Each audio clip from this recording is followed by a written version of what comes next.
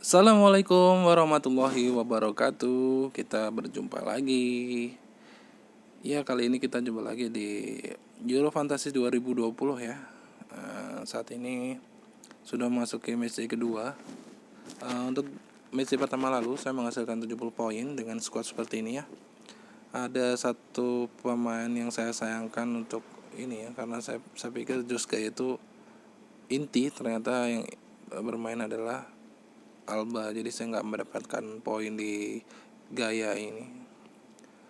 Oke, tidak apa-apa karena masih meraba-raba, skuadnya juga belum terlalu kenal betul dengan negara. Di match kedua ini saya menggunakan chip limitless. Limitless itu seperti free hit kalau di FPL. Jadi kita bisa melakukan transfer siapapun tanpa dibatasi dengan dana. Kalau ini kan dananya di free 100 miliar. Kalau ini tanpa dibatasi dengan dana. Kita bisa memilih pemain-pemain mahal tanpa ribet-ribet memikirkan masalah dana dari pemain itu ya. Jadi fokus saya adalah dari negara-negara besar yang chance untuk menang dengan skor besar mungkin besar ya. Jadi yang saya pilih adalah Prancis ya. Prancis ini lawan Jerman aja dia bisa clean sheet nih. Pada lawan Jerman ini dia bisa clean sheet, menang 1-0. Maka saya memutuskan untuk membeli dua back dari Prancis, yaitu Benjamin Pavard dan Hernandez. Satu tempat slot tersisa saya beli untuk Mbappe. Mbappe walaupun di game week awal dia zong, dia menunjukkan performa yang lumayan menarik perhatian kita karena sering melakukan tusukan dan melepaskan tembakan. Untuk negara yang kedua adalah seperti biasa itu Belgia. Belgia itu sangat mungkin dia menjadi semifinalis lagi di minimal ya semifinal di Piala Eropa ini. Yang Belgia ini saya agak gambling di De Bruyne. De Bruyne di match pertama lalu dia tidak dimainkan. Tapi ada berita bahwa dia sudah latihan bersama dengan tim. Kenapa saya tidak membeli Courtois? Kenapa hanya Menir saja? Karena Denmark ini bermain di kandang dan dia butuh kemenangan. Pertemuan terakhir lalu Denmark itu kalah 4-2. Jadi mungkin Belgia tidak akan clean sheet ya. Mungkin Belgia tidak akan clean sheet. Tapi saya berharap Munir akan minimal assist lah, karena dia sering tiba-tiba muncul di depan nih. Ini salah satu back terbaik ya. Dia cuma bermain 60 menit, dia bisa mencatat clean sheet, dapat 1 assist dan gol di pertandingan melawan Rusia. Oke, Lukaku jelas ya, karena dia juga on fire mencetak 2 gol pada saat matchday pertama lalu. Jadi dua negara incaran pertama adalah Italia dan Perancis. Italia hanya menghadapi Swiss. Swiss juga tidak terlalu bagus ya. Melawan Wales aja dia bisa imbang 1-1.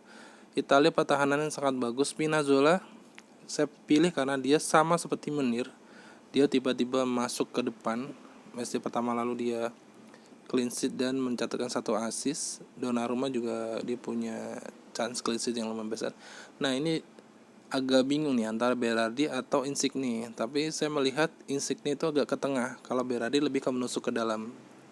Jadi saya jatuh pada Berardi, walaupun untuk menit bermain mungkin akan banyak Insigne daripada Berardi. Oke, Italia, Belgia dan Prancis ya. Untuk striker tengah satunya adalah Harry Kane. Kenapa saya pilih Harry Kane? Harry Kane ini walaupun di matchday pertama lalu dia zong, tapi dia itu mesin gol England waktu di kualifikasi Euro. Pun waktu kemarin juga zong pun Harry Kane pun mencatatkan peluang yang sebenarnya bisa jadi gol ya. Tapi sayang dia tidak jadi scoring, cuman oke, nggak masalah. Dan lagi pertemuan terakhir lawan Skotlandia, Kane mencatatkan 1 gol ya. Saat itu Skotlandia bisa menahan imbang Inggris dengan 2-2. Nah, satu lagi untuk pemain tengah. Ini pemain depan mungkin banyak pilihan ya. Nanti ada Depay juga bagus lawannya. Yarenchuk dari Ukraine juga bagus lawannya, cuman Makedonia Utara. Goran Pandev juga bagus, murah meriah, tapi lawannya Ukraine itu dia apa ya, kayak kipernya terlalu ini, bikin blunder kemarin kipernya, akhirnya terjadi gol ketiga dari Belanda. Jadi tapi saya fokusnya di negara-negara besar yang punya striker mahal. Oke, pilihan depan mungkin fix di situ. Pilihan tengah ini saya agak gambling di Sterling. Sterling itu sebenarnya kemarin peluangnya tidak terlalu banyak, malah lebih banyak Foden, saya pikir lebih berbahaya Foden, tapi ya dia beruntung bisa mencetak gol.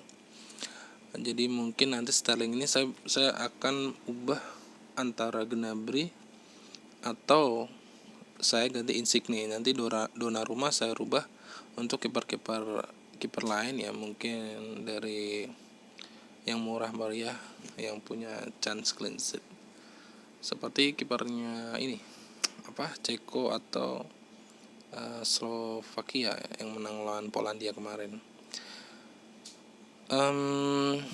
Wijnaldum ini di Belanda dia posisinya nggak sama dengan kayak di Liverpool ya. Di Liverpool dia lebih ke arah gelandang bertahan walaupun CMF sebenarnya. Tapi role-nya di Belanda itu dia lebih ke offensive midfield. Jadi lebih sering dapat gol. Pernah malah dia dapat mencetak hat-trick di satu pertandingan di kualifikasi Euro tahun ini. Kemudian Ferran Torres kenapa masih saya pertahankan di limitless ini chip ini, karena dia zong ya, walaupun kemarin zong. Spanyol juga mainnya tidak seperti biasanya, buntu. Possession ball oke, tapi buntu saat menyerang. Saya pertahankan Ferran Torres ini karena dia pemain Spanyol yang punya catatan bagus saat kualifikasi Euro. Dia pernah hat-trick juga melawan Jerman.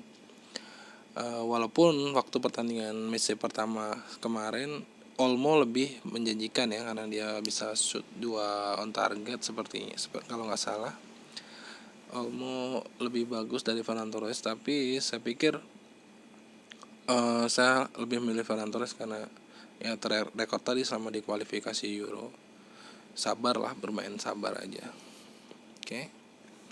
Untuk Jordi Alba saya hanya meraih clean sheet-nya saja.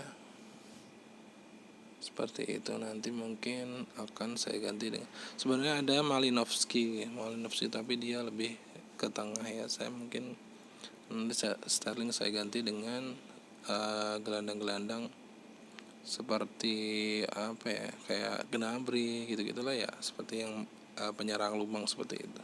Agak susah memilih midfield ya. Mungkin Insigne yang paling oke nih.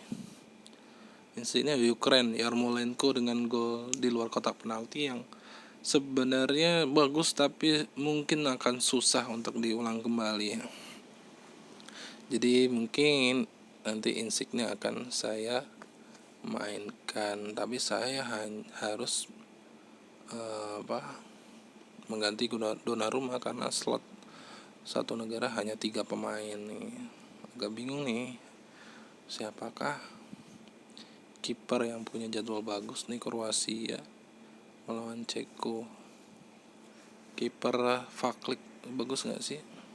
Portugal, Jerman bagus. Swedia, Slovakia. Sebenarnya Swedia itu defense-nya jelek kemarin, cuman karena Spanyolnya pun juga jelek, maka dia beruntung bisa clean sheet.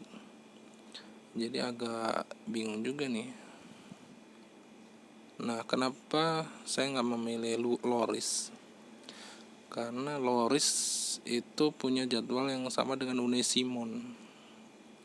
Jadi saya nggak bisa gantian memakai Unai Simon atau Loris. Jadwalnya sama-sama tanggal 20. Mungkin akan jatuh ke ini ya, Vaclik ya. Tapi lawan Kroasia sih, aduh bingung juga ya. Aduh, kurang tahu deh. Oke, mungkin itu nanti kita pertimbangkan lagi karena masih ada waktu untuk berpikir. Mungkin deadline-nya berapa lagi ya? Berapa lagi deadline kita? Oh, jam 8 nanti malam ya, guys. Oke. Oke, itu aja. Terima kasih atas perhatiannya. Semangat, good job.